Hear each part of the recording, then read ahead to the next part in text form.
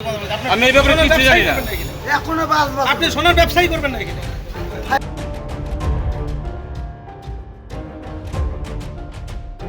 ঠিক আছে, এখানে খবর আছে? হয়ে গেছে। আপনি ব্যবসা শুরু করবেন? আমি জানি না তো, বলুন তো। আপনি গরম করে দেন, বলে দাও।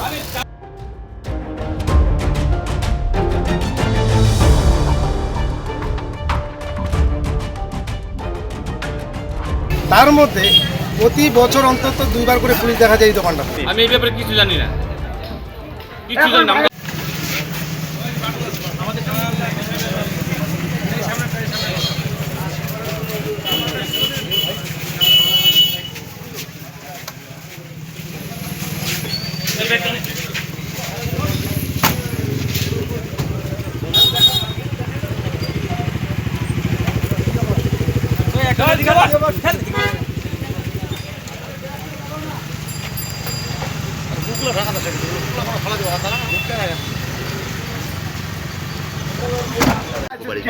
সে ব্যাপারে কি বলবেন আপনি? আমি এই ব্যাপারে কিছু জানি না, কিছু জানি না। আপনাদের সঙ্গে আপনার তিনজনকে গ্রেপ্তার করা হয়েছে, সেই ব্যাপারে কি বলবেন? এই ব্যাপারে আমি কি বলবো? আমি জানি না, আমি কি বলবো? না, আপনার দোকানে চুরির মাল, তাই তো আপনার চুরির মাল কি আপনি জানেন না? না, আমি জানি না। আপনি কিনলেন কিভাবে? কাগজ দেখে? আর এই ব্যাপারে আমি কিচ্ছু বলতে পারবো না, বললাম তো। কে করছে তাহলে? আমার ছেলে বলছে, আমাকে ছেলে আমাকে বলে নাই তো। আপনার ছেলে এর আগেও চুরির মাল কিনছে? না না না না, তোমার হয়ে গেল, তিনবার হয়ে গেল তো। কি নাম আপনার ছেলে? সুমন মণ্ডল। আর দুজন কে কে ছিল? আমি থাকি। না, দুজনকে যে কয়জন, তিনজনকে নিয়ে গেল না? পিছনে কোথাতে আমি চিনি না, না থাকি। এখান থেকে কয়জন আপনার ছেলেকে নিল? শুধু আমার ছেলেকে আমি ফাটিয়ে দিতে চাচ্ছি। আমাদের এত সুন্দর শান্তিপ্রিয় একটা জায়গা, আমরা এই এলাকার বেশিরভাগের লোক দিন আনে দিন খাই এবং শান্তিপূর্ণ কোনো অঘটন ঘটে না। এবং আমরা এমনিতেই আমরা এখানে ব্যস্ততা আছি। কিছু অসাধু লোক এখানে গাঁজার ব্যবসা এসে করা শুরু করে, সেগুলো পুলিশ স্টেপ নিচ্ছে এবং আমরা সবাই মিলে এটা ব্যবস্থা নিচ্ছি। তার মধ্যে প্রতি বছর অন্তত দুইবার করে পুলিশ দেখা যায় এই দোকানটা। তিনবার গেল এই দোকান, আজকে নিয়ে তিনবার হলো। বাইরের থানা থেকে এসে কুচবিহার, জলপাইগুড়ি, ধূপগুড়ি থেকে এসে কোথায় চুরি হয় শোনা যায়, এই লোকটা শেল্টার দেয় চোরগুলাকে।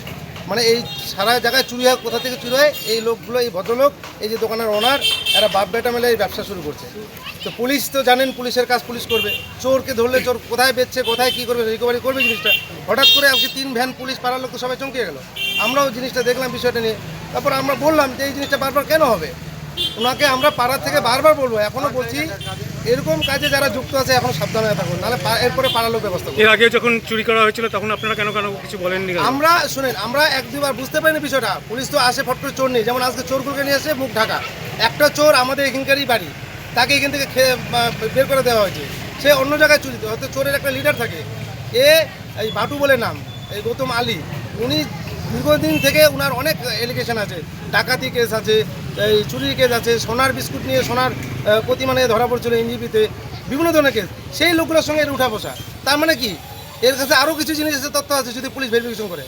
আমি চুরির মাল কিনে চোরের কাছ থেকে এরা মাল কিনে, তারপর ওরা একটা ডিস্ট্রিবিউশন করে, হয়তো কোনো মাল সাপ্লাই দেয় এরা। কি নাম এই দোকান? এর নাম এখন বুঝতে পারলাম না। আমি যা দোকানে, ওই সোনাই জুয়েলার, আমরা বলতে গেলে আমাদের উপর ধারায় আসে, বলছে না আমরা জানি না।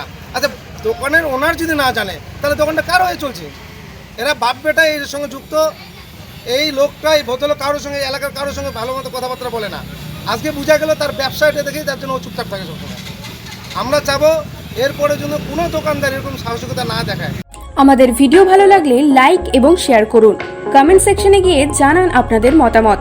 আরও ভিডিও পেতে আমাদের চ্যানেল সাবস্ক্রাইব করুন এবং প্রতি মুহূর্তে খবরের আপডেট পেতে প্রেস করুন বেল আইকন।